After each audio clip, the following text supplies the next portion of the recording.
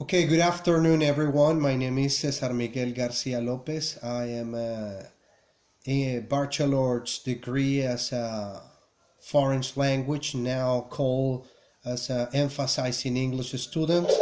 And I am here with the teacher Mara Lopez. She's going to help us with the interview for the culture, language and culture subject. Okay, so let me introduce you. Hello, teacher. Hello, Mr. Garcia. How are you today?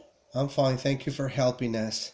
So, without hesitating, we're going to start right now with the first question, if you agree. Yeah, of course. Go Okay, on. thank you very much. So, question number one is, what do you think is the relationship between language and culture? Good. It is 100%. There is a very strong relationship between language learning and culture. Number one, because of exposure. And how much exposure do you have to a new language, in front of a new language? If the language is familiar, I think it's easier to learn. And like what happened here in Europe, where we have people in very short distances accessing different languages. Uh, that is the reason number one, I think. Oh, Definitely, I think okay, exposure. If the language has a lot of cultural exposure, then it will be much easier to acquire. okay, okay. Thank you very much. So, question number two is, what is the influence of culture in the process of a foreign language process? What's the influence of culture? I think it's exposure. As I said in the last question, they are pretty much related. Yes, exposure again. Exposure. Okay, okay. Thank you. So, question number three, it's which cultural expressions do you know countries have through languages? Good. There are a lot of such as music, poetry, stories. I think stories are told through language. I mean, before reading language, people tell stories to each other, right? Also morals. When kids, you teach morals through stories. To those stories are in the culture that is passed on through language. Okay, perfect. So, let's go straight to question number four, if you don't mind. Says, why do you think it's important to have an oral tradition in a country? Why do you think it's important? Why I think it's important to have an oral tradition in a country of it? Well, as I said before, stories are told through language.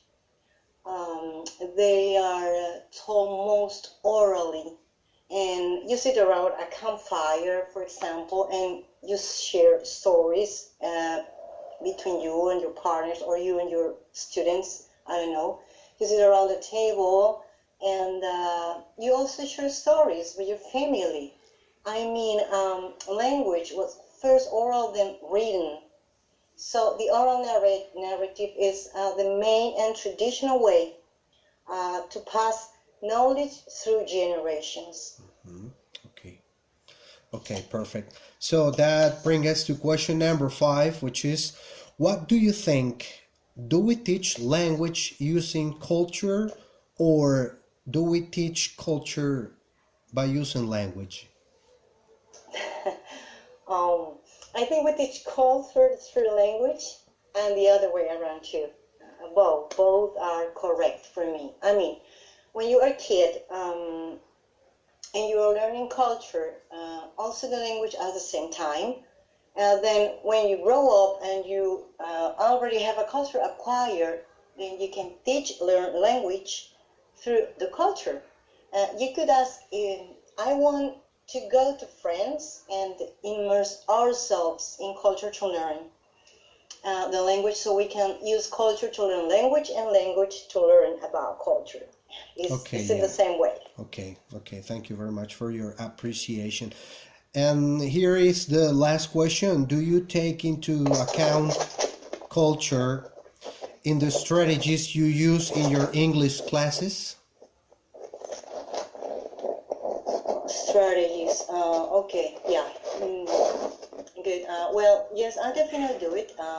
First off, because you have to know the person that you are teaching first. If you don't know the person that you are teaching, I mean, it is not only about giving knowledge to someone, even though is to know the person as well,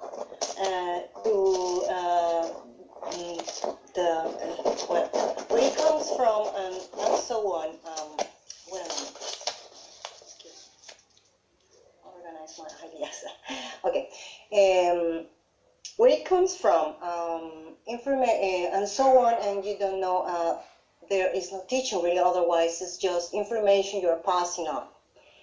I mean, if you cannot identify who is, then it becomes really hard to teach the person. And number two, when you teach, there are many expressions that are linked to a specific culture. So if you don't know those expressions, it is hard to convey a message. And as examples, I can say, like when we teach idioms, for example, it is very much culture-based because it comes from the story. Obviously, there is a word for food, for example. There is a word for dad or for mom, and because everybody uses, but there are certain expressions, they come from the story of those cultures, even though you can find similar expressions in different countries and culture. But if you don't know what is the difficult for that person to understand, is going to be difficult to teach the equivalence in the language.